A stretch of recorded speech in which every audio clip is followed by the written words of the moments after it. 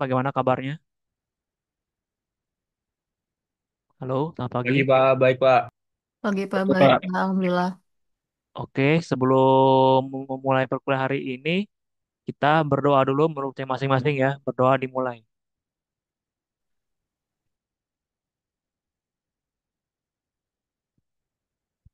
Berdoa selesai. Oke, hari ini kita ngebahas di terakhir ya untuk kelompok hari ini yaitu aspek lingkungan. Silakan untuk kelompoknya menyampaikan materinya.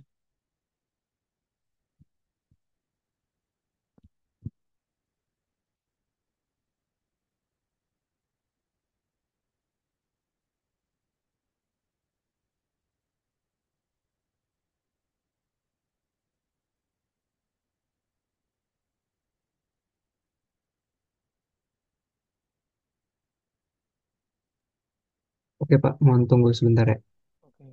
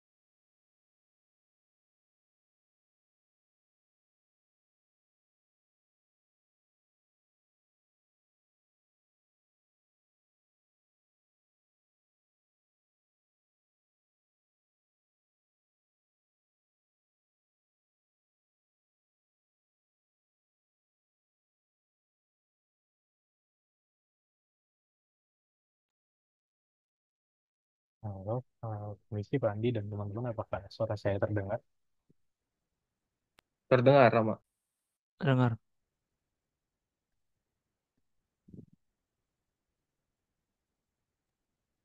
Baik, mulai aja ya Pak.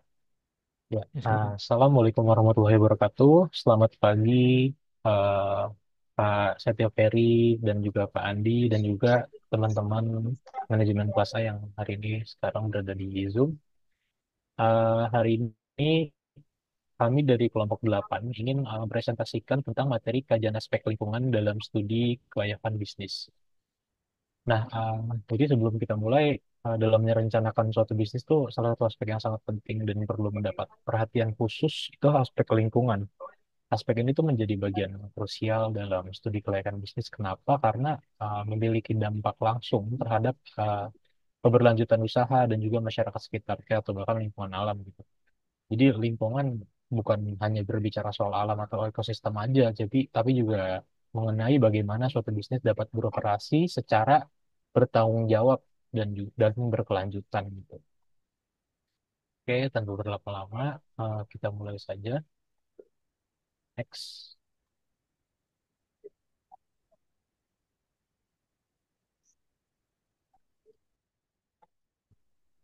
Ya, sebelum dimulai, izinkan saya mewakili teman-teman saya juga untuk memperkenalkan diri.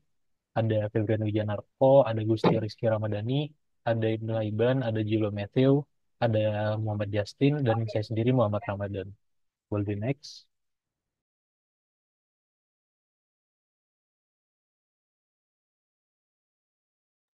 Ya, untuk slide pertama akan dilanjutkan oleh rekan saya. Padanya dipersilakan. Oke, untuk slide pertama ini ada definisi kajian aspek lingkungan. Jadi, aspek lingkungan dalam studi kelayakan bisnis itu merupakan kajian mengenai dampak lingkungan yang akan ditimbulkan oleh suatu bisnis, baik dampak positif maupun negatif. Aspek lingkungan ini penting untuk diketahui sebelum memulai suatu usaha, agar dapat menentukan apakah lingkungan yang dipilih sesuai dengan ide bisnis yang akan dijalankan. Analisis ini melibatkan evaluasi mendalam tentang bagaimana rencana bisnis atau proyek dapat memengaruhi elemen-elemen alamiah seperti kualitas udara, air, dan tanah. Dengan memahami potensi dampak fisik yang ditimbulkan, perusahaan dapat mengidentifikasi risiko yang mungkin merugikan ekosistem atau kualitas lingkungan hidup, serta berupaya menyesuaikan rencana untuk mengurangi dampak negatif tersebut. Selain aspek fisik, kajian ini juga mencakup penggunaan sumber daya alam yang dibutuhkan oleh proyek, seperti air, energi, dan bahan mentah. Analisis ini dilakukan untuk memastikan bahwa penggunaan sumber daya alam dilakukan secara bijak dan mempertimbangkan keberlanjutan di masa mendatang. Di samping itu, pengelolaan limbah menjadi bagian penting dari kajian ini. Hal ini meliputi bagaimana perusahaan menangani limbah padat, cair, maupun gas yang dihasilkan agar tidak mencemari lingkungan atau membahayakan kesehatan masyarakat sekitar. Boleh di next?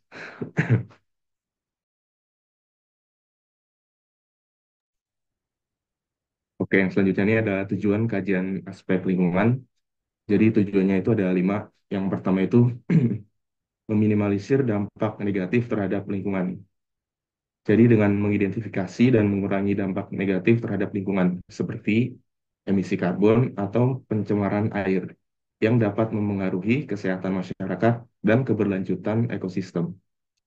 Yang kedua ini adalah mematuhi regulasi dan standar lingkungan, memastikan kepatuhan terhadap peraturan lingkungan yang berlaku dan standar internasional, yang seringkali merupakan syarat bagi bisnis untuk beroperasi secara legal dan berkelanjutan. Setiap negara atau wilayah memiliki regulasi lingkungan yang harus dipatuhi oleh sebuah perusahaan, mulai dari ketentuan pembuangan limbah, pengelolaan emisi, hingga aturan terkait penggunaan sumber daya alam. Kajian lingkungan dalam studi kelayakan bisnis bertujuan untuk memastikan bahwa perusahaan mampu memenuhi persyaratan ini, sehingga dapat beroperasi secara legal dan terhindar dari sanksi atau denda. Di samping regulasi lokal, ada juga standar internasional yang banyak diterapkan dalam praktik bisnis global, seperti ISO 14001 atau Standar Manajemen Lingkungan, yang dapat membantu perusahaan menjaga praktik yang berwawasan lingkungan. Boleh di next?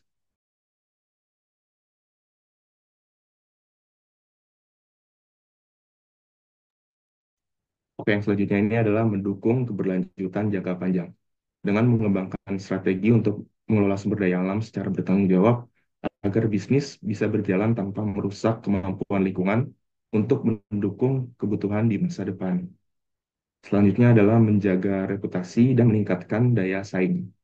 Bisnis yang peduli terhadap lingkungan seringkali mendapat citra positif di mata masyarakat, yang dapat bisa meningkatkan reputasi perusahaan dan daya tarik bagi konsumen yang sadar akan lingkungan. Konsumen dan mitra bisnis semakin sadar akan dampak lingkungan dan cenderung memilih perusahaan yang beroperasi secara bertanggung jawab. Dengan melakukan kajian aspek lingkungan, perusahaan dapat menunjukkan komitmen terhadap pelestarian alam, yang pada gilirannya membantu membangun citra positif di mata publik. Reputasi ini dapat memberikan keuntungan kompetitif seperti meningkatkan loyalitas pelanggan dan menarik perhatian para investor. Dan yang terakhir adalah mengurangi risiko finansial. Operasional yang tidak ramah lingkungan dapat menimbulkan risiko finansial yang besar bagi perusahaan. Hal ini dapat mencakup risiko denda dan sanksi hukum jika perusahaan tidak mematuhi regulasi lingkungan. Pemerintah dapat memberikan sanksi yang berpotensi mengakibatkan kerugian finansial dan gangguan operasional. Selain itu, terdapat risiko litigasi, di mana masyarakat yang terdampak oleh polusi atau kerusakan lingkungan bisa mengajukan tuntutan hukum terhadap perusahaan. Contohnya itu kasus pencemaran air yang merusak kualitas hidup masyarakat sekitar bisa menjadi beban besar bagi perusahaan. Di samping itu, kerugian akibat kerusakan lingkungan juga dapat mempengaruhi operasi perusahaan secara langsung, seperti kerusakan lahan yang berdampak pada produktivitas pertanian atau cadangan air yang menipis sehingga tidak cukup untuk memenuhi kebutuhan bisnis. Boleh di next?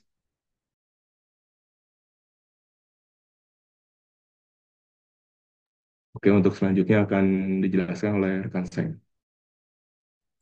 Untuk selanjutnya ada komponen utama aspek lingkungan. Dalam kajian studi kelayakan bisnis, aspek lingkungan menjadi salah satu faktor krusial yang mempengaruhi keberlanjutan dan dampak suatu usaha. Lingkungan di sini mencakup tidak hanya kondisi fisik dan ekologis, tetapi juga pengaruh dari berbagai kebijakan dan peraturan yang berlaku di suatu wilayah.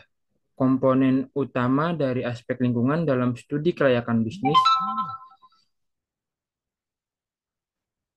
Studi kelayakan bisnis melibatkan sejumlah elemen yang harus diperhatikan dengan cermat untuk mengidentifikasi dampak terhadap ekosistem, sumber daya alam, serta dampak sosial ekonomi yang ditimbulkan oleh suatu proyek bisnis. Boleh di next.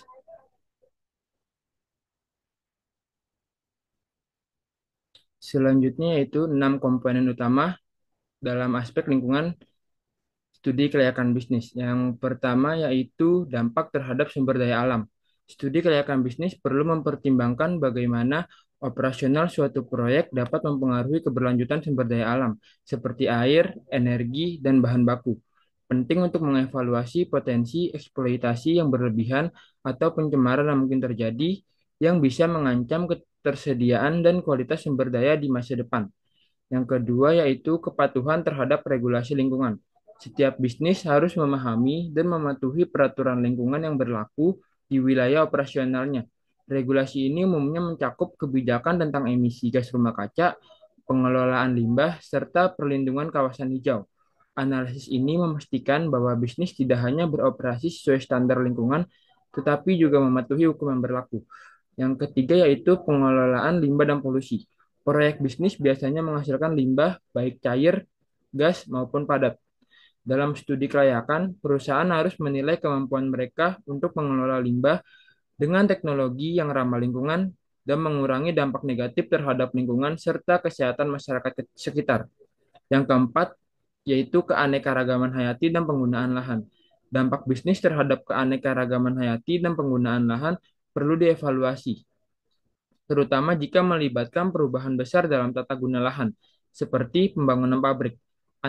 Analisis ini penting untuk mencegah kerusakan habitat alami, menghindari kepunahan spesies, dan melindungi ekosistem dari degradasi. Yang kelima, resiko perubahan iklim. Bisnis juga harus mempertimbangkan resiko yang ditimbulkan oleh perusahaan iklim, seperti potensi terjadinya bencana alam, termasuk banjir dan kekeringan, yang dapat mengganggu kelangsungan operasional. Perubahan pola cuaca juga bisa menjadi ancaman bagi kegiatan bisnis jangka panjang. Yang terakhir, respon sosial dan keterlibatan komunitas lokal. Perusahaan perlu memperhatikan dampak sosial di sekitar wilayah operasionalnya dengan menjalin hubungan baik dengan komunitas lokal. Selain itu, kebijakan tanggung jawab sosial perusahaan atau CSR yang berfokus pada keberlanjutan lingkungan dan kesejahteraan sosial adalah langkah penting untuk menciptakan harmoni antara bisnis dan masyarakat sekitar. Boleh di next. Untuk selanjutnya akan dijelaskan oleh rekan saya. Oke, selanjutnya ada dampak positif bisnis terhadap lingkungan. Nah, yang pertama itu penerapan teknologi ramah lingkungan. Dalam upaya mengurangi dampak negatif pada lingkungan, banyak perusahaan beralih ke teknologi ramah lingkungan, seperti energi terbarukan misalnya tenaga surya atau angin, dan sistem daur ulang. Hal ini mengurangi ketergantungan pada sumber daya alam yang terbatas dan menurunkan emisi karbon. Yang kedua, penciptaan kesadaran lingkungan di masyarakat. Perusahaan yang menerapkan kebijakan ramah lingkungan dapat mempengaruhi masyarakat di sekitarnya untuk lebih sadar terhadap isu lingkungan. Misalnya, kampanye anti sampah plastik dari perusahaan dapat mengedukasi konsumen dan mendorong perubahan perilaku ke arah yang lebih baik. Yang ketiga, mendorong ekonomi sirkular. Bisnis yang mendukung konsep ekonomi sirkular membantu mengurangi limbah dengan memanfaatkan bahan-bahan bekas untuk produk baru. Dengan demikian, limbah yang dihasilkan dapat diminimalisasi dan lingkungan dapat tetap lestari. Kemudian yang terakhir ada pelestarian sumber daya alam. Bisnis yang mematuhi peraturan lingkungan dan praktik keberlanjutan cenderung lebih berfokus pada pelestarian sumber daya alam, seperti pengelolaan air yang lebih bijak dan pembatasan penggunaan bahan kimia berbahaya. Hal ini berkontribusi pada keberlanjutan lingkungan secara keseluruhan. Boleh di next.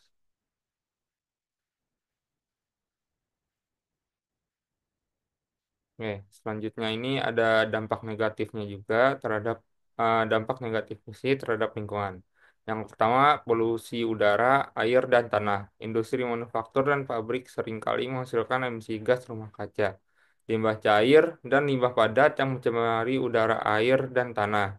Polusi ini dapat membahayakan kesehatan masyarakat di sekitar dan mengganggu keseimbangan ekosistem. Yang kedua, degradasi lingkungan dan hilangnya habitat. Aktivitas bisnis seperti pertambangan dan pembukaan lahan untuk industri dapat menyebabkan degradasi lingkungan dan hilangnya habitat alami flora dan fauna. Hilangnya habitat ini mengancam keanekaragaman hayati serta mengganggu keseimbangan ekologi. Yang ketiga, eksploitasi sumber daya alam berlebihan.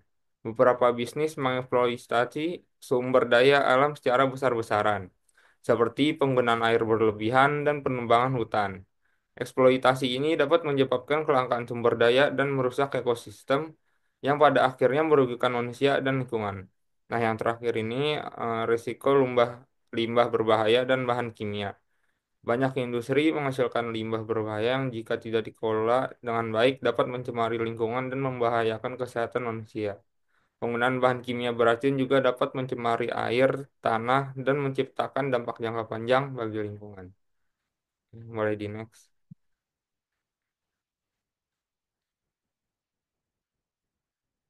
Selanjutnya akan dijelaskan oleh teman saya. Baik, terima kasih Febrian. Izin melanjutkan presentasi.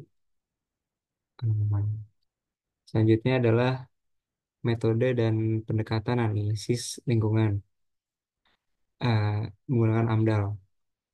Jadi AMDAL ini atau analisis mengenai dampak lingkungan merupakan instrumen penting dalam pengelolaan lingkungan yang bertujuan untuk memastikan bahwa setiap rencana usaha atau kegiatan yang berpotensi memberikan dampak besar terhadap lingkungan dapat dikelola dengan baik. Kalau dalam konteks studi kelayakan bisnis, AMDAL ini menjadi salah satu kajian utama untuk menentukan apakah rencana usaha dapat dijalankan tanpa merugikan lingkungan secara signifikan. Di sini ada 5 tahap utama dari AMDAL. Yang pertama itu penyusunan kerangka acuan. Nah, di tahap ini mencakup identifikasi awal mengenai dampak potensial dari kegiatan usaha yang direncanakan. Tujuan utamanya adalah untuk menentukan ruang lingkup studi yang akan dilakukan, termasuk batasan wilayah, komponen lingkungan yang terpengaruh, dan metode analisis yang akan digunakan. Yang kedua, ada tahap penyusunan ANDAL atau analisis dampak lingkungan. Di tahap ini eh, dilakukan identifikasi, prediksi, dan evaluasi dampak lingkungan yang akan muncul. Prosesnya mencakup analisis kuantitatif dan kualitatif berdasarkan data lingkungan yang telah dikumpulkan. Selanjutnya ada penyusunan eh, RKL atau Rencana Pengelolaan Lingkungan. Setelah dampaknya udah teridentifikasi tadi, langkah selanjutnya adalah merancang strategi untuk mengelola dampak negatif tersebut agar tidak membahayakan lingkungan atau masyarakat sekitar. Lalu selanjutnya ada penyusunan RPL atau Rencana Pemantauan Lingkungan. Di tahap ini fokusnya pada pengawasan dan evaluasi rutin terhadap pelaksanaan pengelolaan dampak lingkungan. buat memastikan bahwa rencana pengelolaan berjalan dengan efektif. Lalu tahap yang terakhir ada penilaian dan persetujuan. Dokumen AMDAL diajukan kepada Komisi AMDAL untuk dinilai kelayakannya. Jika disetujui, maka kegiatan usaha dapat dilanjutkan dengan catatan pengawasan berkala. Boleh di next.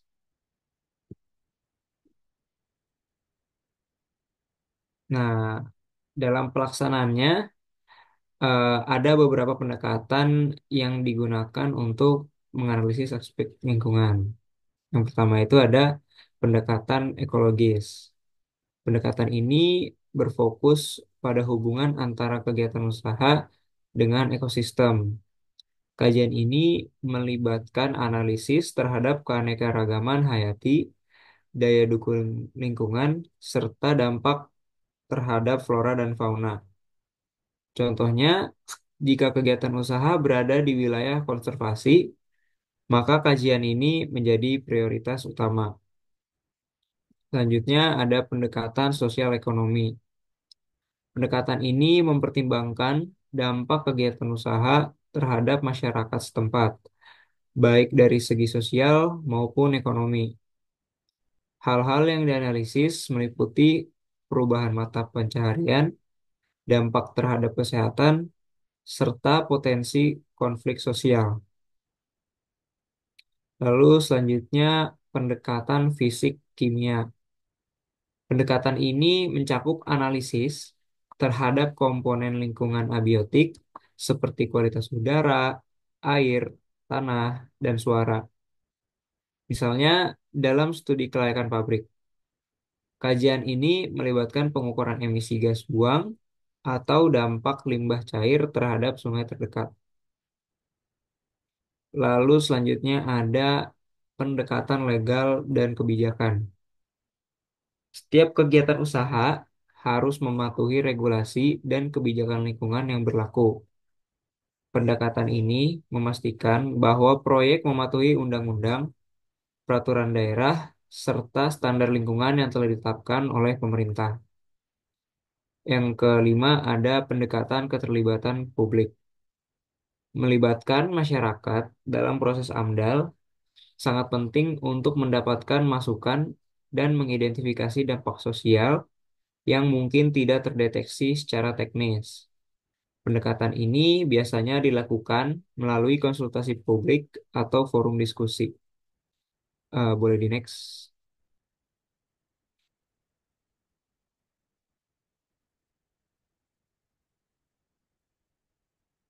Oke. Lalu buat mendukung pendekatan tadi, di sini juga ada beberapa metode analisis yang sering digunakan. Yang pertama ada checklist method. Metode ini menggunakan daftar pertanyaan atau kriteria untuk mengidentifikasi potensi dampak lingkungan. Misalnya, apakah kegiatan tersebut akan menghasilkan limbah cair atau mempengaruhi habitat lokal. Lalu selanjutnya ada overlay mapping. Metode ini menggabungkan peta-peta tematik seperti peta penggunaan lahan, peta kawasan konservasi, dan peta risiko bencana untuk mengidentifikasi potensi konflik antara kegiatan usaha dengan kondisi lingkungan. Yang ketiga, ada metode matrik. Metode ini memetakan hubungan antara komponen kegiatan dengan komponen lingkungan yang terpengaruh. Setiap dampak diberikan nilai untuk menunjukkan tingkat signifikan dampaknya. Yang keempat, ada simulasi model. Simulasi dilakukan untuk memprediksi dampak jangka panjang menggunakan model matematis atau perangkat lunak. Contoh penggunaan metode ini adalah simulasi aliran air sungai untuk memprediksi dampak dari pembangunan bendungan. Yang kelima ada cost benefit analysis. Metode ini membandingkan manfaat ekonomi dari proyek dengan biaya lingkungan yang ditimbulkan. Jika manfaat lebih besar dari kerugian, maka proyek dinilai layak. Boleh di next. Oke, silakan dilanjutkan. Selanjutnya di sini ada manfaat AMDAL bagi suatu bisnis. Jadi sebelumnya kan kita tahu bahwa aspek analisis lingkungan itu mengacu pada segala hal yang berkaitan dengan dampak bisnis terhadap ekosistem, sumber daya alam, lalu perubahan iklim, serta peraturan-peraturan yang mengatur perlindungan lingkungan hidup. Nah, dengan melakukan analisis ini juga dapat memberikan berbagai manfaat yang krusial baik bagi perusahaan itu sendiri maupun bagi masyarakat yang luas. Nah, berikut adalah penjelasan bagaimana mengenai manfaat analisis dalam studi kelayakan. Yang pertama yaitu eh, identifikasi risiko lingkungan. Jadi analisis ini memungkinkan perusahaan untuk mengidentifikasi potensi risiko yang dapat muncul akibat dampak kegiatan operasional terhadap lingkungan.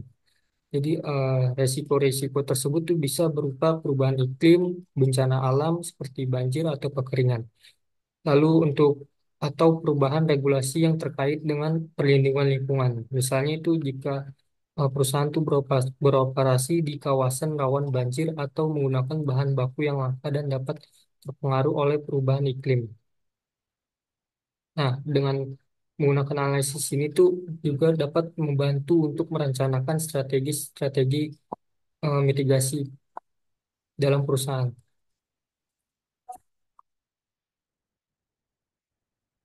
Lalu yang kedua yaitu ada kepatuhan terhadap regulasi lingkungan.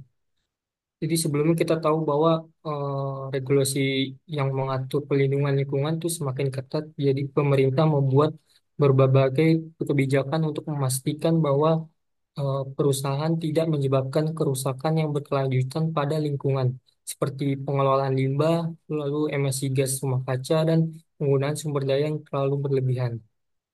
Nah, dalam hal ini, analisis ini tuh per- akan membantu perusahaan untuk mengetahui regulasi apa saja yang berlaku di sektor atau wilayah tempat mereka beroperasi. Lalu kepatuhan terhadap regulasi ini juga sangat penting. Kenapa? Karena eh, pelanggaran dap- pelanggaran itu dapat mengarah pada sanksi hukum, lalu denda atau bahkan tindakan operasional. Jadi analisis itu memungkinkan perusahaan untuk merancang operasional yang sesuai dengan standar lingkungan yang ditetapkan oleh pemerintah. Lalu yang ketiga ada meningkatkan citra dan reputasi perusahaan.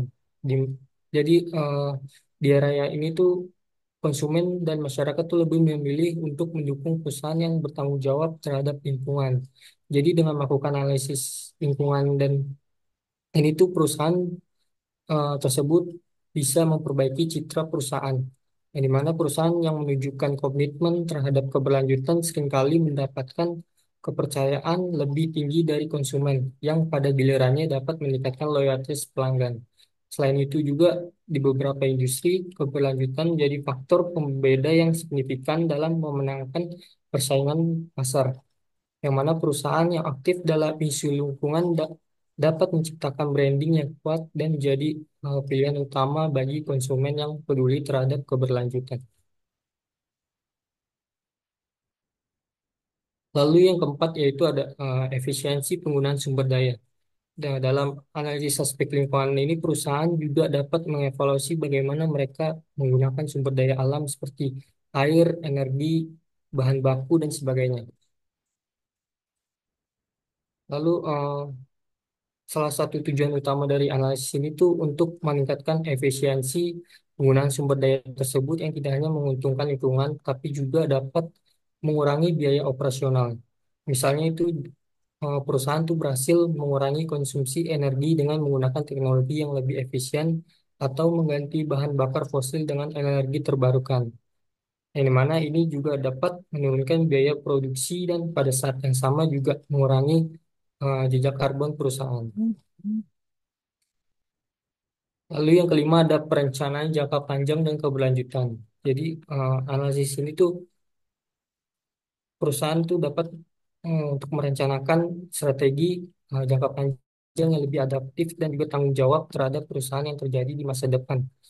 Lalu perusahaan yang tidak mempertimbangkan faktor lingkungan dalam perencanaan jangka panjang berisiko menghadapi kerugian besar jika terjadi perubahan iklim atau perubahan kebijakan yang mendalam terkait perlindungan lingkungan. Misalnya itu perusahaan sekarang harus beradaptasi dengan peraturan tentang emisi karbon atau penggunaan energi terbarukan.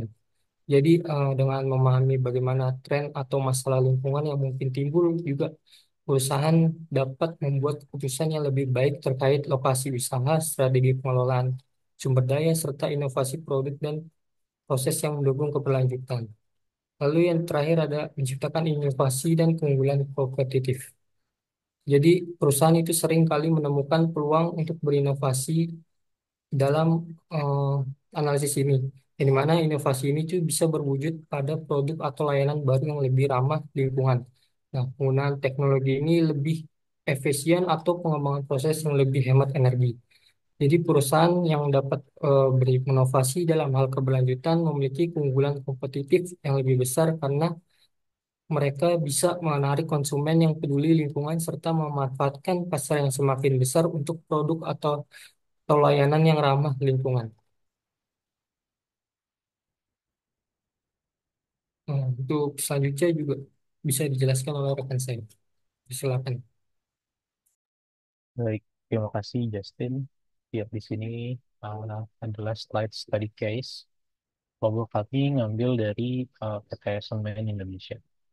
Jadi sebelum saya jelasin, saya akan jelasin dulu uh, apa sih PT Semen Indonesia gitu. PT Semen Indonesia Persero Tbk itu berbisnis dengan namanya SIG ya. Kalau nggak salah G-nya itu Gresik. Jadi Semen Indonesia, G-nya Gresik adalah bahan usaha milik negara Indonesia BUMN, holding penyedia solusi bahan bangunan. Jadi perusahaan ini tuh punya 17 anak perusahaan lokasinya yang ada di Indonesia sama Vietnam. Dengan jangkauan pasar hingga Asia, Australia, bahkan Oseania. Perusahaan ini memiliki bisnis utama di bidang persemenan dan produk turunannya berupa beton, mortar, precast, dan juga agregat. Nah, eh, PT Semen Indonesia Persero Tbk ini adalah produsen semen yang terbesar di Asia Tenggara. Tapi juga PT ini tuh menghadapi tantangan besar dalam mengelola dampak lingkungan akibat emisi karbon yang signifikan. Industri semen dikenal sebagai salah satu sektor dengan intensitas karbon tinggi, terutama dari proses pembakaran klinker yang menggunakan bahan bakar fosil atau uh, batu bara ya yang kita kenal level untuk pabrik-pabrik besar tuh. Jadi pabrik semen tuh banyak dampak negatifnya sebenarnya terhadap lingkungan karena memang dalam pembuatannya itu tuh banyak melibatkan unsur-unsur kimia. Ya, jadi kayak banyak ngasilin limbah lah. Mungkin kayak yang tadi udah dijelasin di slide-nya Julio ya. Kayak ada dampak terhadap udara, tanah, air, bahkan suara ya. Untuk suara mesin-mesin gitu.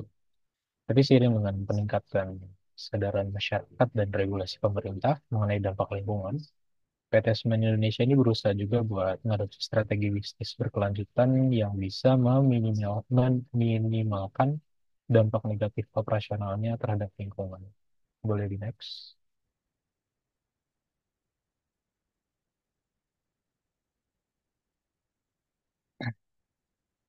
Ya, jadi di sini adalah uh, apa yang PT Semen Indonesia atau strategi apa yang mereka lanjutkan untuk bisnis berkelanjutannya terhadap lingkungan gitu untuk menjadi ya lebih better lah gimana cara handle uh, dampak-dampak dari operasionalnya mereka. Oke, jadi selain ini strategi bisnis berkelanjutan PT Semen Indonesia Persero Tbk yang dapat meminimalkan dampak negatif operasionalnya terhadap lingkungan. Yang pertama adalah menerapkan analisis mengenai dampak lingkungan atau AMDAL dalam setiap proyek baru. Oke, jadi eh, untuk apa ya AMDAL ini tuh buat mengidentifikasi, mengevaluasi, dan juga memitigasi ya dampak lingkungan yang ditimbulkan. Jadi AMDAL ini berperan penting banget dalam mengukur potensi dampak lingkungan yang mungkin dihasilkan oleh operasional perusahaan gitu. Jadi memungkinkan perusahaan untuk ya merencanakan mitigasi yang tepat gitu dalam menjaga ekosistem dan juga kualitas hidup masyarakat di sekitar. Terus yang kedua ada menerapkan teknologi co-processing untuk mengurangi penggunaan bahan bakar fosil. Jadi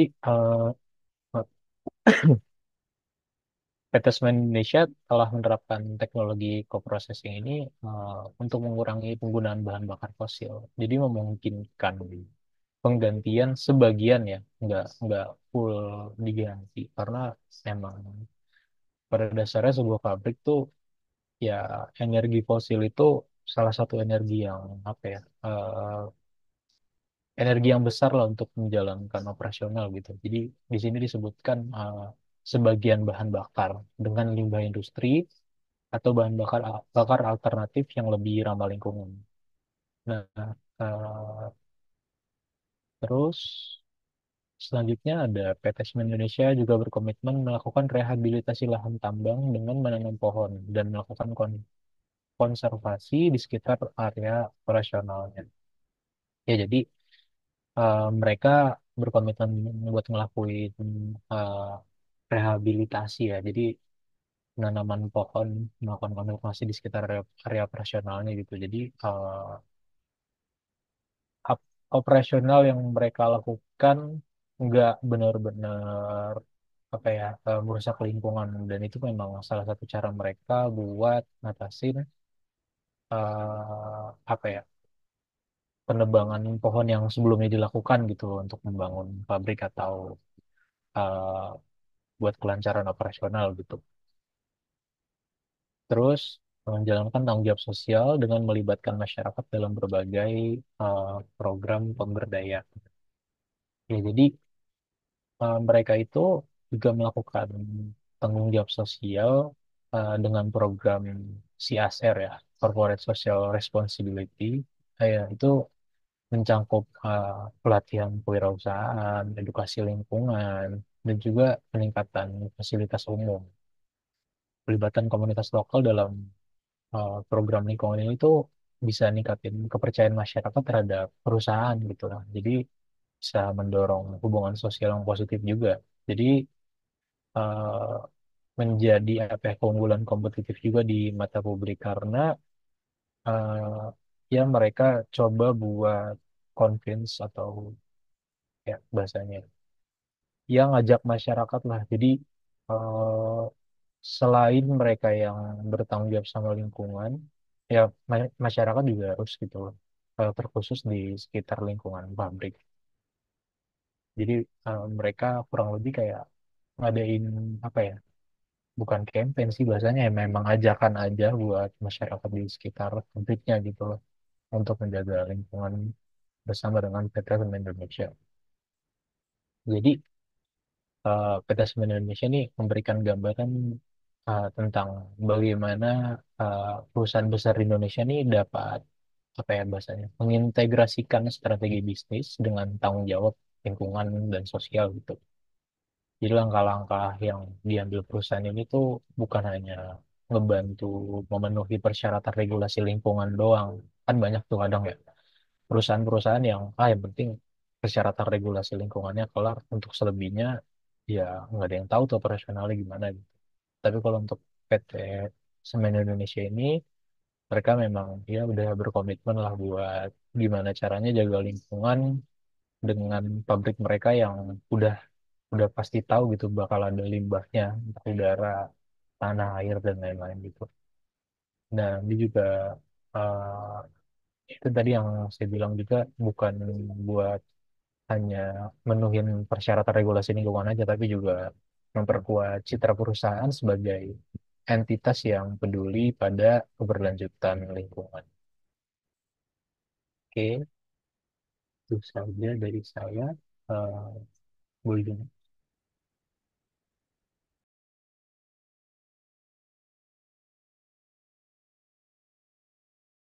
Kalau udah habis ya.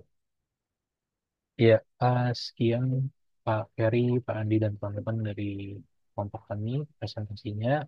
Untuk Pak Ferry dan Pak Andi, sebelum kita masuk sesi tanya jawab, apakah ada yang ingin ditambahkan, Pak? Atau Eh, dikoreksi? pertanyaan dulu aja, pertanyaan dulu aja. Oke, baik. Nanti saya kasih tahu sambil kalian diskusi pertanyaan. Oke, siap, Pak. Iya, untuk teman-teman yang ingin bertanya boleh menyalakan fitur raise Nah, hand. bukan nama dan NIM ya.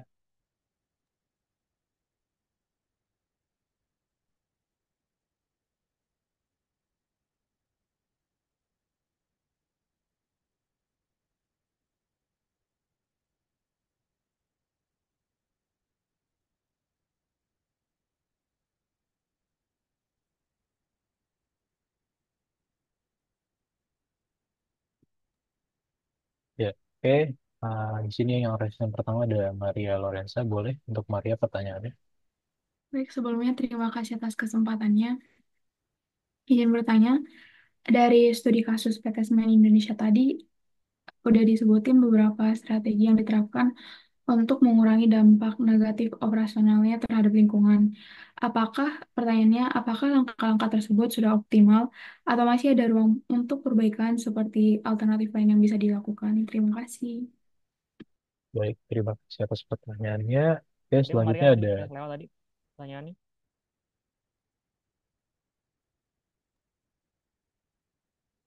Maria NIM Oh, dengan NIM ya pertanyaannya 033, tadi Pak. apa saya lupa lagi tadi kelewat.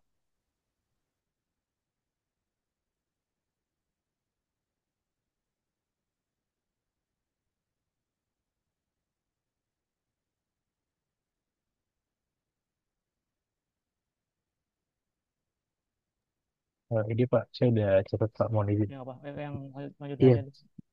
iya gimana Pak? Selanjutnya pertanyaan selanjutnya siapa tadi? Oh Di iya, boleh untuk Bu Renda.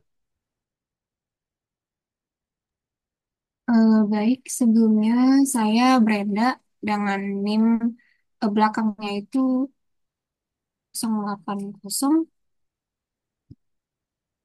Sini saya izin bertanya, menurut kelompok kalian, apakah perusahaan-perusahaan lokal di Indonesia sudah memiliki kesadaran mengenai dampak negatif yang ditimbulkan perusahaan terhadap lingkungan? Dan apakah kesadaran ini terlihat dalam kebijakan dan praktik operasional mereka? Udah itu aja, terima kasih. Oke, terima kasih.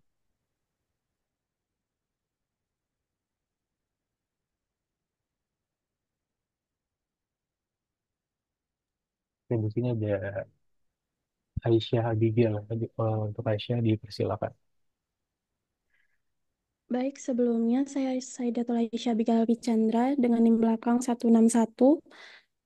Terima kasih untuk kelompok 8 presentasinya. Saya izin bertanya, bagaimana suatu bisnis dapat mengalokasikan biaya untuk mengelola potensi limbah yang dihasilkan oleh operasionalnya, khususnya pada bisnis mikro yang masih memiliki profit yang tidak terlalu besar. Terima kasih. Oke, terima kasih Abigail atas pertanyaannya. Selanjutnya ada dari Ivan. Boleh untuk Ivan. Oke, sebelumnya terima kasih kepada kelompok 8 atas materinya. Saya Ivan Fadila Syakib dengan NIM belakangnya itu 072. Saya izin bertanya, dalam PT Freeport Indonesia yang bergerak di industri pertambangan, menurut kalian bagaimana aspek lingkungan mempengaruhi perusahaan investasi dan juga operasionalnya, terutama terkait dengan isu pencemaran dan juga keberlanjutan? Serta bagaimana hal ini itu mempengaruhi persepsi publik dan juga regulasi pemerintah. Itu aja sih. Terima kasih. Terima kasih Ivan atas pertanyaannya.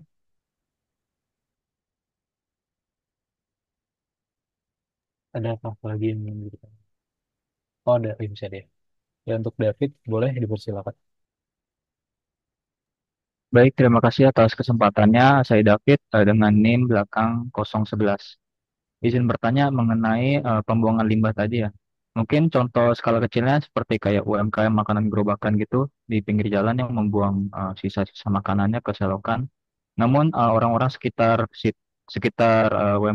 UMKM itu tidak begitu peduli dengan tindakan tersebut. Nah, menurut kalian apakah hal seperti ini membuat aspek lingkungan dalam studi kelayakan bisnis itu menjadi tidak begitu penting lagi untuk dikaji, khususnya dalam usaha mikro kecil seperti itu. Terima kasih. Baik, terima kasih. Boleh David untuk pertanyaannya. Selanjutnya ada dari Eka Karadila. Oke, makasih Rama atas kesempatan bertanyanya. Nama saya Eka Faradila dengan NIM belakang 075. Kalau dari perspektif pengelolaan risiko tadi kan berarti perusahaan tuh harus lebih memperhatikan risiko lingkungan dibandingkan keuntungan proyek aja gitu. Eh, apakah ada cara-cara yang kayak kriteria apa aja yang bisa dijadiin patokan buat perusahaan itu menilai apakah potensi dari risiko lingkungan itu lebih besar dibandingkan dengan keuntungan dari proyek itu, kayak gitu. Makasih. Oke, baik. Terima kasih atas pertanyaannya. Untuk Pak Ferry dan Pak Andi, mohon izin untuk kelompok kami minta waktunya sebentar untuk menganalisis dan mencoba menjawab pertanyaan-pertanyaan tersebut ya Pak. Oke, terima kasih. Oke, sambil menunggu temannya menjawab, saya mau memberikan review materi hari sama tambah sedikit ya. Kalau saya lihat materi kalian sudah bagus, sudah RPS ya oke. Terus di sini juga materi ini, betul kan kita ngebahas tentang aspek lingkungan ya. Kalian sudah belajar mengenai aspek-aspek pasar dan sebagainya kemarin kan pertimbangan suatu perjalanan bisnis. Ternyata nggak cuma itu, lingkungan juga harus dipertimbangkan ya. Seperti yang ke teman kalian kan harus pikirin dampak negatif mana positif seperti apa, bisa merusak atau sekitar lingkungan dan udah jelas sedikit panjang lebar sama di ininya kan di kalangan bagaimana pencegahannya sebagaimana. Jadi di situ jangan disaling harus jangan sampai merusak lingkungan gitu. Itu sih nyaman dari saya. Teman sudah siap menjawab atau Pak Ferry mau ada tambahan lagi?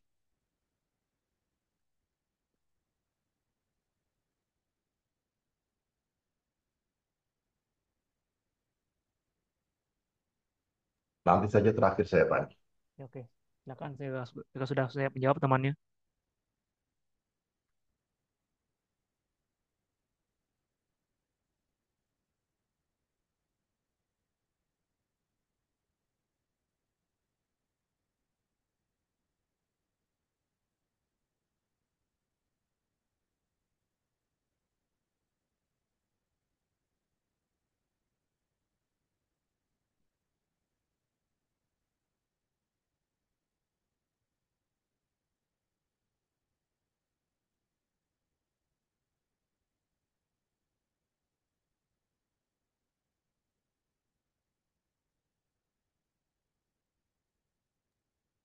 Oke, udah boleh bisa dijawab ya Pak? Ya silakan. Oke, saya ingin menjawab tadi dari Abigail. Pertanyaannya, gimana suatu bisnis dapat mengalokasikan biaya untuk mengelola potensi limbah yang dihasilkan, khususnya pada bisnis mikro yang profitnya belum terlalu besar. Jadi, yang pertama tuh mereka bisa ini ya, 3R. Reduce, reuse, recycle buat meminimalkan limbahnya dari awal. Contohnya, bahan-bahan produksi dapat digunakan untuk mengurangi sisa yang terbuang. Kedua, mereka bisa kerjasama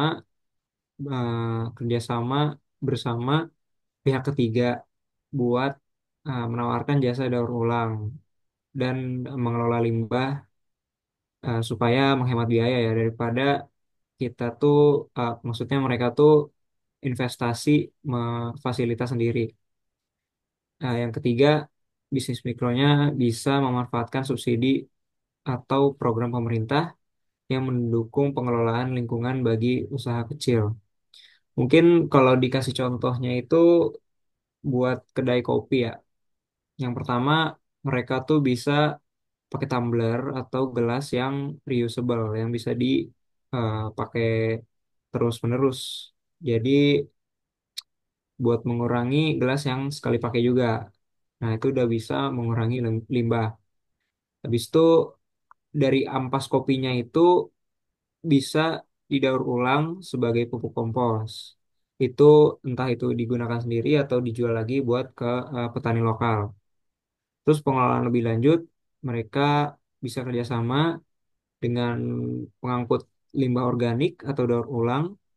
Nah, terus mungkin mereka bisa uh, minta harga khusus ya buat bisnis kecil. Terus pemerintah atau komunitas juga sering menyediakan program dukungan buat pengelolaan limbah yang dapat membantu menekan biaya tambahan buat bisnis kecil tadi. Gimana dari Abigail? Apakah kira-kira sudah terjawab? Oke, berarti jawabannya tadi alternatifnya ada tiga ya. 3R, kerjasama pihak ketiga, sama subsidi dari pemerintah. Ya, Oke, betul. sudah cukup menjawab kelompok 8. Terima kasih. Sama-sama.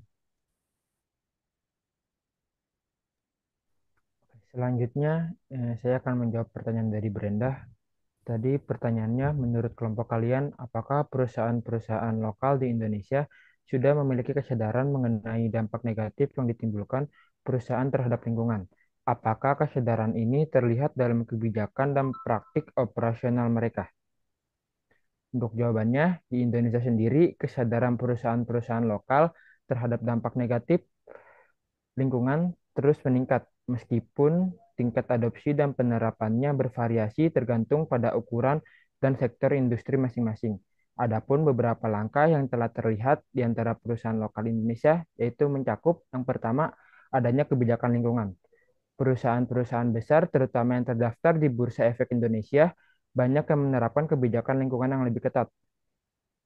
Bursa Efek Indonesia telah memberlakukan environmental, social, and governance reporting untuk perusahaan publik. Hal ini mendorong perusahaan untuk lebih memperhatikan dampak operasional mereka terhadap lingkungan. Yang kedua, praktik operasional ramah lingkungan. Beberapa perusahaan mulai menerapkan green practice seperti efisiensi energi, pengurangan emisi karbon, pengelolaan limbah yang lebih baik, dan penggunaan bahan baku berkelanjutan. Misalnya, sektor perkebunan kelapa sawit yang seringkali dikritik terkait dampak lingkungannya, kini mulai mengadopsi Roundtable on Sustainable Palm Oil sebagai standar pabrik ramah lingkungan. Untuk yang terakhir yaitu ada teknologi bersih dan investasi pada energi terbarukan. Beberapa perusahaan terutama yang beroperasi di bidang energi seperti PLN dan perusahaan swasta besar lainnya sudah mulai berinvestasi dalam energi terbarukan seperti tenaga surya dan angin. Namun, tantangan masih ada terutama bagi perusahaan kecil dan UMKM yang mungkin belum memiliki sumber daya untuk mengadopsi praktik ramah lingkungan dengan baik. Selain itu, masih ada perusahaan yang hanya menerapkan greenwashing, yaitu praktik yang hanya sekedar mengklaim ramah lingkungan tanpa implementasi yang nyata. Untuk Brenda, apakah sudah cukup terjawab? Sudah terjawab, terima kasih.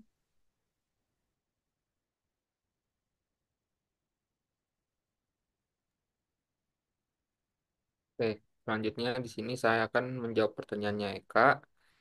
Tadi pertanyaannya itu gimana bisnis bisa menilai apakah risiko lingkungan lebih besar dibanding potensi keuntungan dari sebuah proyek dan apakah ada batasan yang dapat dijadikan patokan untuk menilai hal tersebut. Dari perspektif pengelolaan risiko, perusahaan perlu menilai potensi dampak lingkungan secara mendalam sebelum memutuskan untuk melanjutkan proyek. Nah, risiko lingkungan mencakup potensi pencemaran, kerusakan ekosistem, pengurangan kualitas hidup masyarakat sekitar, dan potensi denda atau hukuman dari regulator.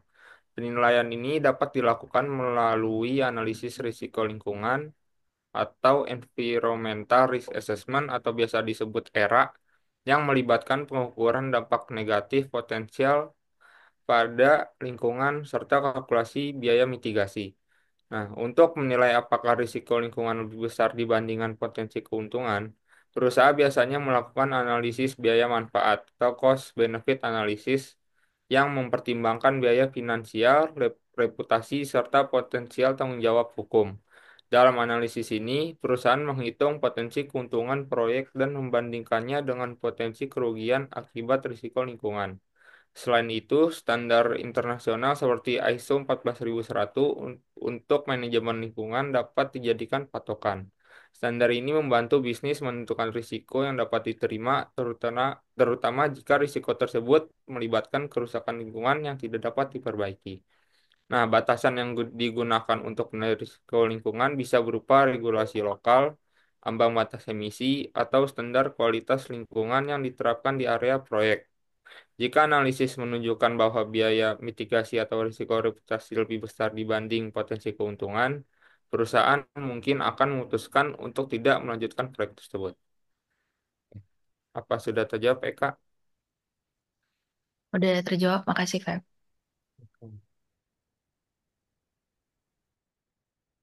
Oke, saya akan menjawab pertanyaannya dari Ivan. Jadi pertanyaannya itu, dalam PT Freeport Indonesia yang bergerak di industri pertambangan, bagaimana aspek lingkungan mempengaruhi keputusan investasi dan juga operasionalnya, terutama terkait dengan isu pencemaran dan keberlanjutan, serta bagaimana hal ini mempengaruhi persepsi publik dan regulasi pemerintah. Oke, jadi jawabannya itu kegiatan pertambangan di perusahaan Freeport.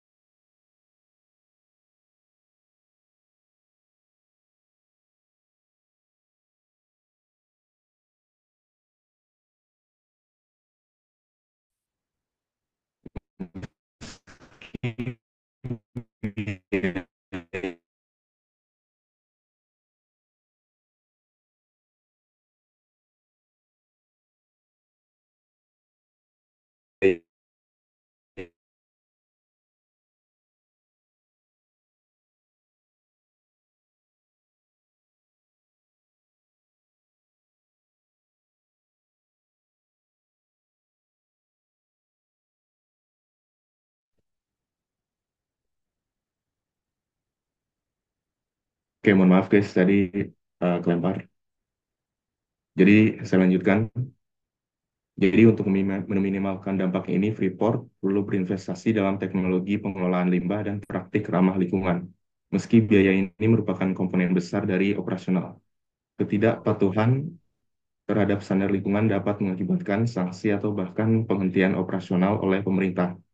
Selain itu, aspek keberlanjutan menjadi faktor strategis bagi perusahaan.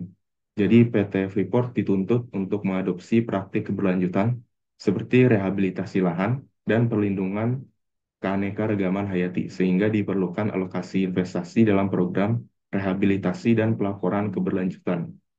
Persepsi publik terhadap PT Freeport juga dipengaruhi oleh komitmen perusahaan dalam menjaga lingkungan. Masyarakat lokal dan global semakin sadar akan isu pencemaran dan keberlanjutan, sehingga mereka mengharapkan PT ini untuk bertanggung jawab atas dampak operasionalnya. Persepsi publik yang negatif akibat pencemaran atau kegagalan dalam memenuhi standar lingkungan dapat menurunkan reputasi perusahaan dan memengaruhi keputusan investor. Di sisi lain, pemerintah Indonesia juga memiliki regulasi ketat dalam perlindungan lingkungan pada industri tambang. Jadi PT Freeport ini harus mematuhi regulasi ini untuk menjaga izin operasionalnya. Dan pemerintah pun meningkatkan standar lingkungan serta mengadakan audit ketat terhadap perusahaan tambang. Jadi kesimpulannya, dari keseluruhan faktor ini membuat aspek lingkungan berperan besar dalam keputusan investasi dan operasional Freeport, baik dari segi alokasi biaya maupun strategi keberlanjutan, serta dapat mempengaruhi persepsi publik dan kebijakan pemerintah. Apakah sudah menjawab, Ivan? Sudah menjawab, terima kasih Ibnu.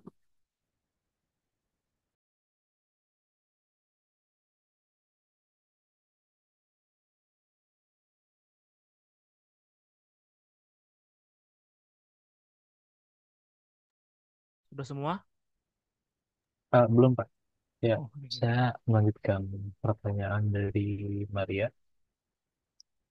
Ya, untuk pertanyaan itu tadi, dari studi kasus PTSmen Indonesia, pada strategi yang diterapkan untuk mengurangi dampak negatif operasionalnya terhadap lingkungan, apakah langkah-langkah tersebut sudah optimal atau masih ada ruang untuk perbaikan seperti alternatif lain yang bisa dilakukan?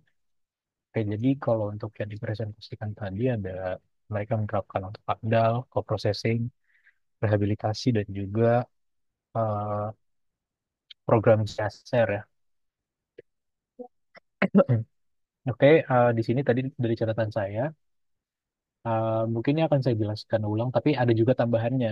Jadi yang pertama di sini ada tentang teknologi co-processing ya. Kalau untuk tadi yang saya jelasin itu kan, eh, ya mungkin kurang lengkap ya. Jadi di sini untuk teknologi co-processing yang mereka lakukan itu bukan hanya bahan bakar alternatif aja buat konsumsi batu bara, tapi juga Mereka itu punya teknologi carbon capture and storage atau CCS ya. CCS ini tuh bisa nangkap karbon dioksida jadi sebelum dilepas ke atmosfer gitu dan menyimpannya secara aman lah di bawah tanah gitu. Jadi lebih efektif dalam menekankan emisi karbon dibandingkan hanya mengurangi penggunaan batu bara aja dengan energi alternatif gitu. Jadi di tanah itu juga mereka ada tempat penyimpanan khusus, jadi nggak langsung kena tanah, jadi nggak akan mencemari tanah juga gitu. Terus yang kedua ada juga rehabilitasi lahan bekas tambang. Mungkin kalau tadi rehabilitasinya cuma penanaman pohon aja, jadi eh, bukan hanya di ruang yang kosong, tapi juga kalau emang ada spot-spot bekas operasional yang memang udah lagi nggak beroperasi, ya mereka gunakan itu tuh untuk eh, lahan buat di penanaman pohon rehabilitasinya juga mereka lakukan di situ gitu loh. Bukan bukan hanya di sekitar tambang aja, tapi juga memang apabila ada tempat operasional yang emang udah nggak lagi beroperasi atau memang udah nggak layak, itu mereka manfaatin buat ya ngatasin masalah-masalah itu gitu. Oke, terus juga ada lagi cara lain di sini mereka itu menggunakan penggunaan scrubber atau elek electrostatic precipitator ya. Itu buat ngurangin sulfur dioksida, nitrogen oksida, dan juga partikel halus yang berbahaya gitu. Jadi kenapa pabrik ini tuh eh, banyak gunain mungkin teknologi yang enggak apa ya, yang di telinga kita tuh masih awam gitu lah ya. Karena memang pada dasarnya pabrik semen ya banyak gunain bahan kimia, jadi memang mereka itu lebih banyak menggunakan teknologi-teknologi tertentu buat ngatasin eh, masalah-masalah limbahnya gitu. Terus kalau untuk di sini untuk limbah air, mereka itu punya teknologi Z, Z, ZLD, Zero Liquid Discharge. Itu meminimalkan pembuangan limbah cair dengan mendaur ulang air yang digunakan. Selain itu, melakukan audit berkelanjutan secara berkala bisa membantu perusahaan untuk memastikan bahwa standar pengelolaan limbah tetap terjaga dan sesuai dengan peraturan yang berlaku. Untuk yang di air, eh, terus kalau untuk si CSR tadi, eh, kurang lebih sama sih kalau untuk di pencairan saya yang selanjutnya ini ya. Jadi memang me- masyarakat masyarakat lokal itu diedukasi lingkungan dan kepelatihan aja untuk mengurangi dampak sosial. Jadi mungkin kalau untuk cara-cara yang tadi dipresentasi itu dapat dikatakan eh, cukup optimal, tapi mungkin ya itu yang selanjutnya tadi saya jawab eh, mengenai penggunaan teknologi itu lebih optimal lagi gitu, Mari. Apakah sudah terjawab? Sudah sangat menjawab. Terima kasih. Oke. Pertanyaan selanjutnya Pak, ada pertanyaan terakhir akan dijawab oleh rekan saya. Baik, lanjut saya izin menjawab pertanyaan dari David, di mana mengenai pembuangan limbah yang contohnya itu seperti UMKM makanan gerobak di pinggir jalan yang membuang sisa-sisa makanannya ke selokan. Namun orang-orang sekitar tersebut tidak begitu peduli dengan tindakan tersebut.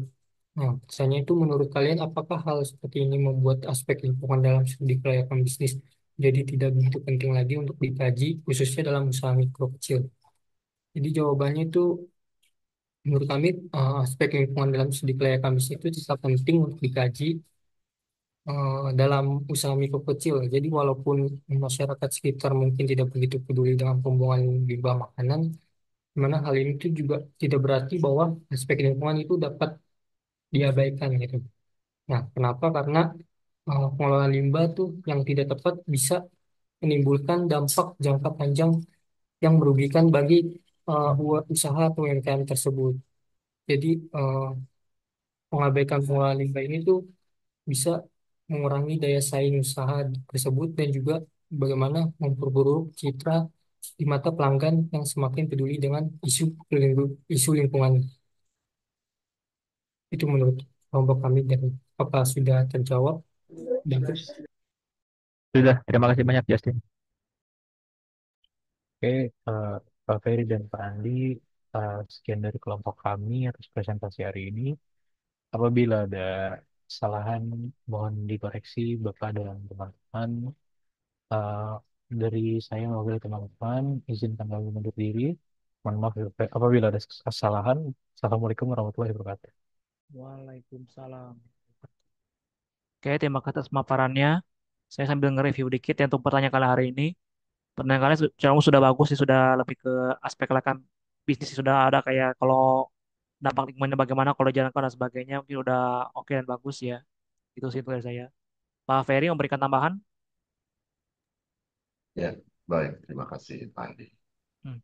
Baik, oke untuk kelompok penyaji apresiasi ya karena sudah memaparkan dengan baik juga materi-materi yang disampaikan seperti yang disampaikan oleh Pak Andi tadi sudah sesuai dengan buku referensi kita.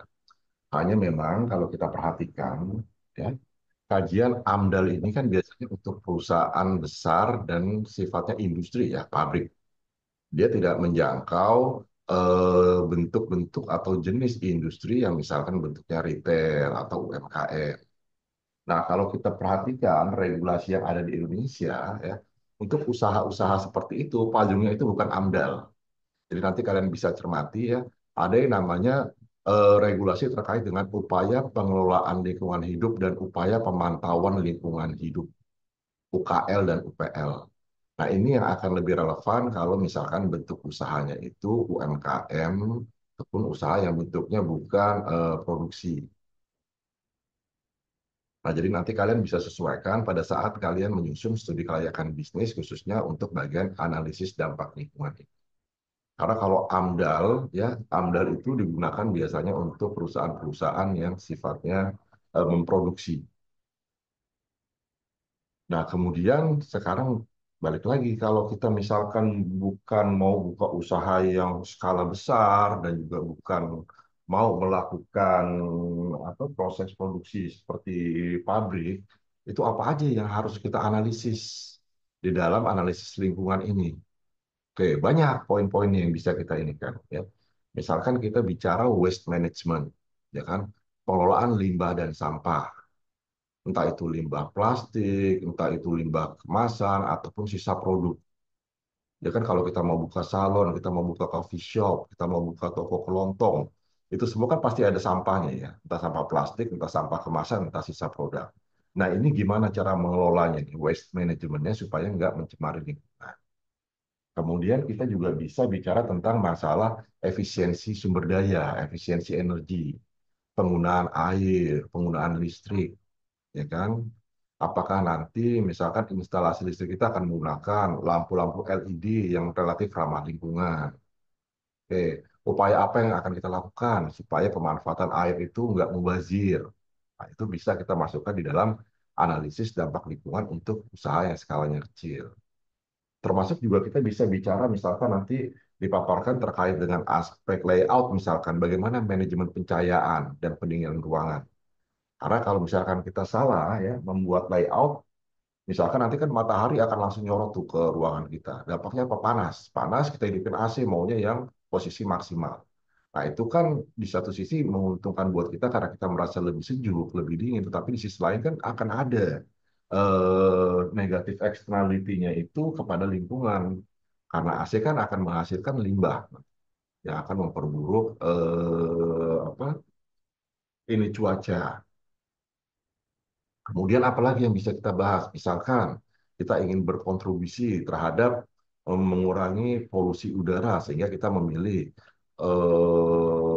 transportasi yang kita lakukan itu adalah transportasi yang ramah lingkungan. Misalkan kita order entah itu ingredient ya raw material bahan baku atau apapun itu dengan menggunakan mitra-mitra yang kendaraannya memang kendaraan listrik. Nah, misalkan kita bisa bicara kayak itu. Kemudian penggunaan kantong plastik. Ini kan sekarang di beberapa tempat sudah dilarang, ya, tidak diperbolehkan. Nah, kita gimana nanti kebijakan kita ke depan? Kemudian kepatuhan terhadap regulasi, tadi sudah saya sampaikan, mungkin kita bisa mengacunya jangan ke AMDAL, tapi ke UKL, UPL yang tadi saya sampaikan. Nah, lalu bicara CSR, mungkin nggak sih UMKM bikin CSR? Bisa jadi, ya kan? Dalam skala kecil aja, misalkan kita bicara memberikan sumbangan atau donasi ketika lingkungan sekitar bikin acara 17-an, ya 17 Agustusan, yang salah satu kegiatannya itu adalah bersih-bersih lingkungan atau menanam pohon. Nah, itu kan bagian dari pelestarian lingkungan. Jadi kita nggak usah bicara hal yang besar, tapi dalam hal kecil pun perusahaan itu bisa melakukan CSR.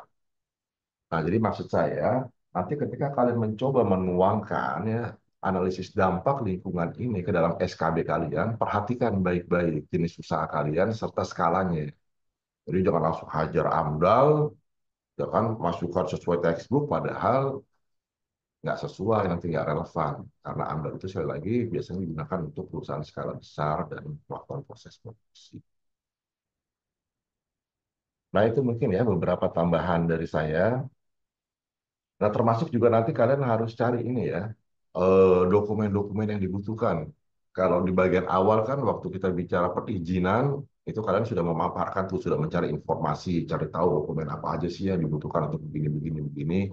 Nah, tetapi untuk AMDAL itu ada juga dokumennya tuh, surat pernyataan kesanggupan pengelolaan dan pemantauan lingkungan, SPPL kalau nggak salah. Nah, itu kalian harus cari gimana cara ininya, ngisinya, syaratnya harus apa aja, harus kalian tampilkan juga nanti di bagian analisis tentang AMDAL. Jelas ya? Nah, berikutnya tadi saya sudah sempat diskusi dengan Pak Andi ya, terkait dengan penyelesaian dari ujian akhir kalian. Ini Pak Andi sudah membuatkan struktur ya, struktur dari laporan studi kelayakan kalian. Bentuknya akan seperti Hmm. ini. Bikin perencanaan bisnis gitu ya, terserah kalian mau bisnis apa aja gitu. Nah, yang ingin saya tekankan adalah begini. Pertama, studi kelayakan bisnis ini ujungnya adalah sebuah decision, ya, sebuah keputusan go atau no go. Kita akan lanjut menjalankan gagasan usaha ini atau stop. Itu ujungnya. Sehingga apa? Sehingga di tiap-tiap aspek ini nanti kalian harus memberikan rekomendasi berdasarkan misalkan di aspek pasar, ya, berdasarkan potensi pasar yang ada, pertumbuhan yang sudah kita analisis, persaingan dan segala macam, maka rekomendasi kita adalah dalam hal aspek pasar kita bisa go, artinya kita bisa menghandle aspek pasar dari usaha yang akan kita jalankan. Aspek teknis pun begitu, aspek finansial juga. Setelah kita kaji analisis profitabilitasnya, pengembalian investasinya, kita harus sampai pada ujungnya yaitu sebuah rekomendasi. Kita akan go atau no go terkait dengan aspek finansial ini. Dan untuk semua aspek juga nanti harus seperti itu. Ya. Sehingga nanti ujungnya kesimpulannya adalah berdasarkan semua analisis yang sudah dilakukan, maka usaha ini adalah layak dijalankan. Ujungnya adalah itu ketika kita melakukan sebuah feasibility study. Ya. Go atau no go. Nah, kemudian mengingatkan kembali bahwa karena ini bentuknya adalah belum dijalankan, sehingga banyak hal-hal itu sifatnya masih prediksi atau masih asumsi. Seperti misalkan ketika kita melihat potensi pasar, kan masih potensi, pasarnya masih belum kita ambil. Nah, ini kan berarti kita harus melakukan prediksi atau membangun asumsi berdasarkan informasi yang kita dapat di lapangan. Artinya kita harus search dulu informasinya, misalkan melalui marketing intelligence yang pernah kita bahas sebelumnya, pura-pura datang cuci mobil, cuci motor, ngobrol dengan kasir, ngobrol dengan karyawan untuk menggambarkan kira-kira potensi pasar kalau kita mau buka usaha cuci mobil itu seperti apa, berapa banyak permintaannya, dan seterusnya, dan seterusnya. Nah, itu kan namanya prediksi dan asumsi. Nah, itu nanti akan digunakan ketika membahas aspek finansial sebagai bagian dari penerimaan. Waktu membahas tentang biaya, kan kita juga harus membangun asumsi. Oke, sebulan kita pakai listrik misalkan segini. Itu komponennya buat apa aja tuh? Oh, untuk mesin sekian, untuk lampu sekian, dan segala macam. Kemudian kita harus bangun asumsi apa iya tarif listrik itu tiap tahun nggak naik. Bukan asumsi, ya. Jadi misalkan tahun ini prediksi kita untuk utilitas itu butuh biaya sekian, tahun depannya masih sama atau enggak? Nah, kita harus bangun asumsi. Artinya Kita lihat kecenderungannya, oh tiap tahun ini kecenderungannya listrik naik ini tarifnya. Berarti tahun depan kita nggak bisa samakan dengan tahun sekarang. Tahun depannya lagi nggak bisa disamakan dengan tahun sebelumnya dan seterusnya. Nah ini yang betul-betul harus kalian tekankan sehingga nanti analisisnya itu realistis, nggak ngawang-ngawang. Ya. Nah supaya bisa realistis, supaya nggak ngawang-ngawang, kalian harus ke lapangan, mau nggak mau. Nggak bisa hanya berdasarkan textbook. Sebagian mungkin untuk analisis industri ya kalian bisa cari secara industri kalian bisa cari di internet. Tetapi kalau udah bicara yang spesifik, ya kan, kalian mau buka lokasi di mana, itu kan udah sebuah hal yang spesifik, ya kan. Nah itu kan harus cari tahu juga, misalkan persaingan dan potensi pasarnya seperti yang disampaikan oleh Pak Aryo kemarin. Dengan menggunakan aplikasi-aplikasi tertentu, kalian bisa tahu, oh kalau saya membuka usaha cetak di daerah Rawamangun, ada sekian banyak nih udah pesaing saya nih. Tetapi di sisi lain pasarnya ada segini nih. Nah, itu yang harus kalian gambarkan secara realistis ya. Jadi nggak ngawang-ngawang. Termasuk waktu milih tempat. Saya pilih di Rawamangun, alasannya apa? Nah, tadi ya kan. Karena pasarnya besar, pertumbuhannya tinggi dan seterusnya. Tapi semua itu harus didukung dengan informasi yang valid dan akurat. Oleh karena itu, ya, saya dan Pak Andi bersepakat bahwa mulai hari ini sampai 24 November, kami memberikan kesempatan kepada kalian untuk turun ke lapangan. Jadi tidak ada perkuliahan di kelas, tapi kalian turun ke lapangan untuk mencari informasi serealistis mungkin, sekomprehensif mungkin. Nanti mulai tanggal 25 baru mulai dipaparkan presentasi kalian, ya, draft proyek studi kelayakan bisnis kalian seperti apa, nanti kita akan kasih masukan, revisi. Oke, dikumpulkan terakhir UASnya itu adalah tanggal 20 Desember. UAS dikumpulkan pada tanggal 20 Desember, dan berarti masih ada waktu ya, karena kita presentasinya mulai dari tanggal November 25 kan, yang presentasi pertama dapat masukan, perbaiki kurang lebih waktunya seminggu, dan seterusnya, sampai kelompok terakhir. Ya, jadi intinya di bagian perkuliahan ini adalah kami memberikan keleluasaan bagi kalian untuk tidak melakukan kuliah tatap muka seperti sekarang ini, tapi kalian turun ke lapangan. Tapi ada pertanggungjawabannya, ya. Misalkan hari ini hari Senin, minggu depan waktunya kita kuliah kan kita nggak masuk kelas, kalian ke lapangan. Nah, kalian harus buat report waktu kalian ke lapangan itu, ya.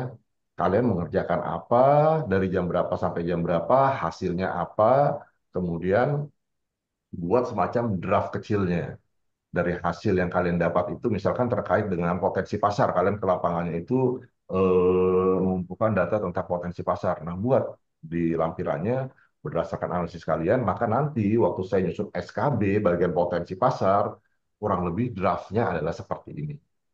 Nah, itu yang kalian jadikan sebagai lampiran. Oke, sampai di sini ada yang ingin ditanyakan atau tidak? Saya mau nanya, Pak. Silakan. Berarti ini tugasnya individu ya, Pak? Nah, ini tugas kelompok kalian. Kelompok, Oh, kelompok ini. betul. Kalau yang individu yang itu yang kemarin itu yang resume yang apa tuh yang kelompok kalian maju itu tetap dikerjakan tuh resumenya. Berarti untuk usahanya ini ceritanya kita mau bikin usaha gitu ya, Pak ya? Ya, Iya, usahanya itu dikaitkan dengan tugas pertama kalian waktu itu. hmm. Usaha kalian mau bisnis apa gitu. Kajian Namanya juga usaha ini kan ada. kelayakan bisnis. Jadi ya kalian harus rencana bisnis maunya kalian itu. Berarti kalau untuk bidangnya itu bebas ya, Pak? Nah, Bidangnya bebas. sesuai yang tugas Oh, pertama bebas. itu. Nggak apa-apa. Mirip Yang itu. saya kasih perizinan usaha. Hmm. Ntar saya kasih udah ada ininya skupnya kan. Ada kelompok yang membahas tentang kedai kopi organik, ada yang membahas tentang salon apa dan segala macam.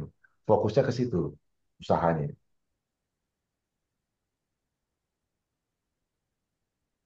Masih ingat nggak tugas pertama waktu perizinan Yang lokasi bikin usaha? video itu, yang bikin video. Kalau yang bikin video awal itu kan yang soal wawancara legalitas itu ya, Pak? Ah, Ah, Nah, itu kan kalau Bapak kan waktu itu nyaraninnya ke notaris, Pak, kalau kelas kita. iya oh, betul. berarti yang Bidangnya terakhir itu yang mau kumpulin tuh ada kayaknya deh yang niat tuh yang video kedua itu yang kayak aspek keuangan. Kemarin kayaknya sempat ngumpulin ya. Apa belum Oh, tuh? itu iya ada. Ada kan usahanya kan itu dari itu aja patokannya. Ada kan usaha apa gitu kayaknya pesan ada ya. Ayo, saya lupa lagi deh yang kemarin kamu kirim itu. Ya, waktu kalian ke notaris kan nanya untuk buka usaha ya kan. Usahanya kan macam-macam kan saya kasihnya itu. Ada yang kebagian kelompok ini usaha kedai Hmm. kopi, ada yang kelompok ini usaha apa kayak gitu loh. Coba nanti saya share lagi deh kalau kalian lupa ya. Aku lupa tuh. Di videonya yang kemarin kamu kirim itu tuh sama yang terakhir tuh yang kalian buat aspek keuangan, aspek apa tuh juga kayaknya ada tuh perusahaan apa kalian kerjain tuh. Berarti untuk reportnya, Pak, kan report berarti untuk minggu depan ya. Kan ceritanya kita ke lapangan nih bikin report. Nah, berarti kumpulin reportnya itu tanggal berapa, Pak? Kenapa? Kumpulin report yang Bapak bilang yang buat minggu depan kan gak ada kelas nih Oh, berarti stoknya aja atau 2 hari lah dikasih waktu 2 hari lah kalau untuk bikin report itu ya. Kan dua cuma hari. mereka apa yang kalian lakukan. Jadi reportnya nggak usah report kayak makalah begitu, cukup di ini aja agenda apa, waktu pelaksanaan kapan, oke, yang melaksanakan siapa aja, kemudian hasilnya apa, kayak gitu reportnya tuh, kayak semacam notes, bukan report makalah utuh gitu.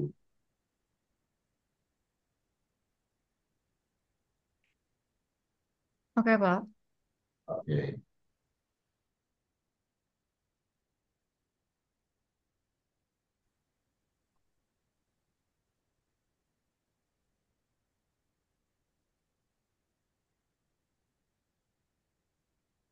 ya ada lagi.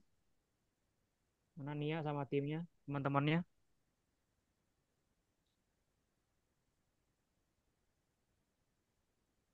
Kalau dari saya udah cukup sih, Pak.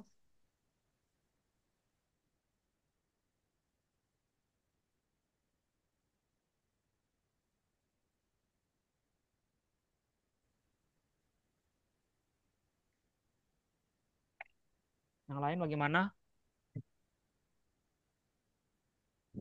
Tuh Saidatul Aisyah kenapa? Pak, saya izin tanya, berarti untuk tugas ini tidak berkaitan sama yang tugas sebelumnya ya? Soalnya kan yang seingat saya, yang tugas sebelumnya video wawancara, saya mau wawancarain perusahaan trading. Berarti untuk yang bikin laporan studi ini, saya sama kelompok saya bikin. Rencana perusahaan trading kalau gitu. Tapi jangan maksudnya acuannya mirip gitu, tapi kalian mungkin gitu ya Pak Ferry ya, Bentar, bikin coba perusahaan saya, trading. bentar. Ya, Seingat saya yang ada yang Bapak kirimin yang ada kayak dibagi-bagiin bidangnya itu semua matkul itu tau Pak, Medlit. Masa? Iya, Coba saya screen sebentar ya. iya. saya stop ini ntar. Nah, ya silakan Pak, sudah saya stop. Udah ya.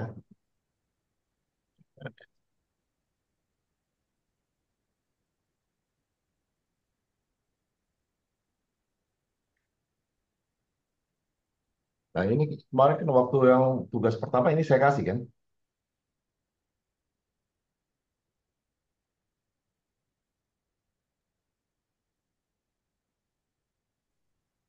Pak, setahu Loh, saya itu di Medlit deh. Soalnya Hah? saya kebagian di fotografi atau desain grafis waktu di metodologi Oh, penelitian. sorry. kalian dapat metodologi sama Pak Ferry juga ya, metodenya ya. Saya masukin di Madrid ya. Oh, oke. Kalau gitu, karena kemarin, saya lupa ya, berarti saya salah ya. Kemarin berarti tugas izin usahanya itu temanya nggak ngacu ke sini ya? Enggak, Pak. Iya, iya betul. Saya Yang masih izin ingat tuh. saya ingatnya itu Pak, jenis-jenis perusahaan kayak koperasi, yayasan, PT, CV, segala Heeh. macam. Oh, tapi Oh, kalian iya. Ya udah kalau gitu dilanjutkan aja, dilanjutkan dari situ aja. Oh, Andi bisa diem dulu. Tanya. Ya udah kalau gitu dibebaskan aja deh. Tapi usahakan yang ada kaitannya sama ini ya. Maksud saya yang terkait sama masalah green, ramah lingkungan itu karena itu kan sekarang menjadi topik yang betul-betul dikejar di tiap usaha, menjadi competitive advantage dari semua bidang usaha. Jadi apapun usahanya kaitkan sama yang green, misalkan kedai kopi, kedai kopinya kedai kopi organik. Misalkan makanan, makanannya apa kayak gitu ya. Atau kalau tourism, ambil yang ini apa? Tourismnya yang tourism ramah lingkungan atau apalah. Tapi mau pilih usahanya apa bebas, tapi jangan sama ya. Jadi PJ tugasnya nanti mengatur nih, mengarrange kalau gitu. Mengarrange jangan sampai antar kelompok itu satu ini sama. Ada dua atau tiga kelompok yang sama-sama coffee shop misalnya. Jangan. Ya. Paling nanti saya coba bikin listnya dulu kali ya, Pak. Eh, minta aja tiap-tiap kelompok mau majuin apa, baru kamu list, baru nanti cek ada yang sama atau enggak. Iya, baik, Pak.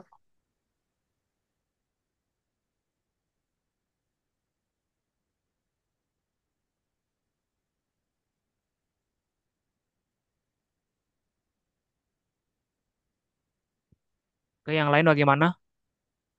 Tadi Safina bukan ada yang bicara ke Safina? Safina Putri. Enggak, Pak, maaf. Oke, yang lain gimana? Sudah clear ya? Sudah ngerti untuk selanjutnya ya? Berarti Nia sudah oke ya?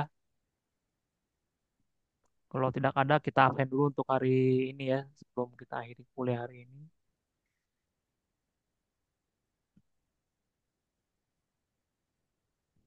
Evan ada kan?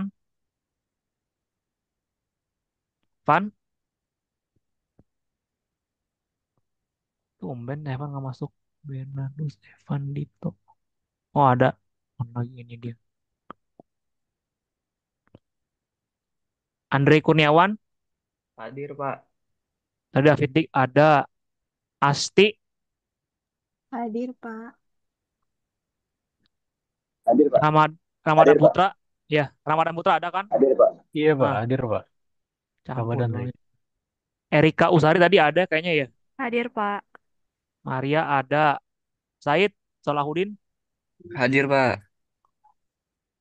Putri Salsabila. Hadir, Pak. Mia. Hadir, Pak. Jikri. Hadir, Pak. Jikri.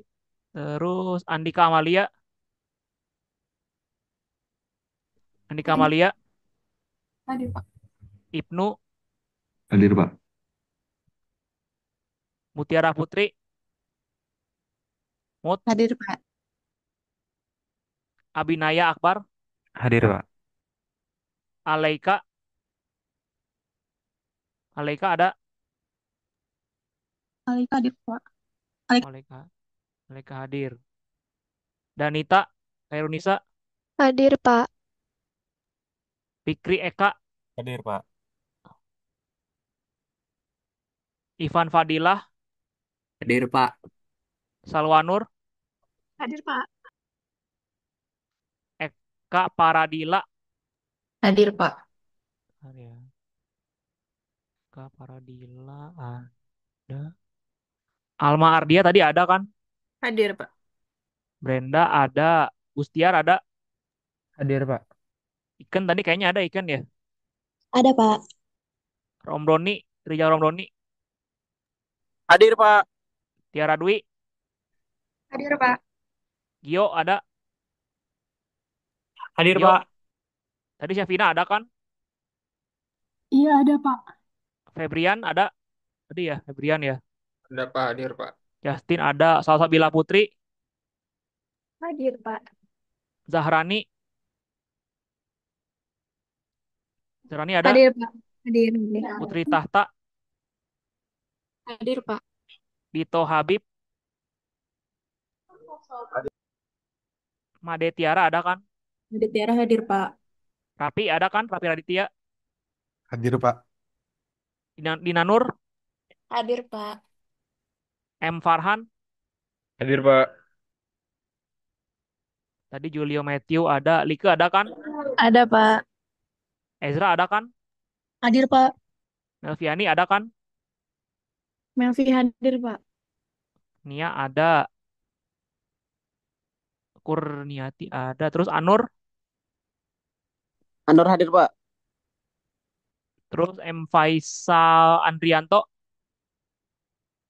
Hadir Pak, hadir. Saidatul Aisyah, Hadir, Pak. Said, ada Said. Terus Hendra ada, Hendra. Hadir, Pak. Nur Hidayah, Hadir, Pak. Salsabila Pesya, Hadir, Pak. Nisa Amelia, Nis. Tumben nggak masuk Nisa. Oh ada emang gangguan kali.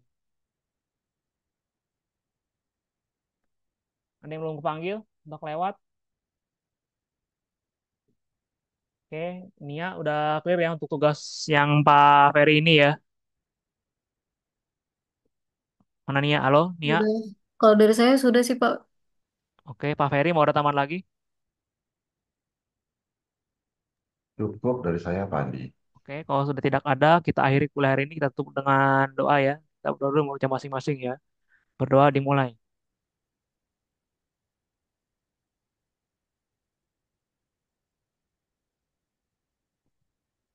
Berdoa selesai. Oke, selamat siang. Nanti ketemu lagi kurang lebih 2 minggu lagi ya. Tugasnya dijalankan ya. Selamat siang. Terima kasih, Pak Andi, Oke, Pak Setio. ya Pak Ya, Ferry terima izin kasih di Pak Andi, Pak Terima Setio. kasih, Pak. ya Terima ketemu Pak Ferry. Kita ketemu lagi jam 3 Pak ya. Oke, Pak Andi. Sampai nanti. Yo.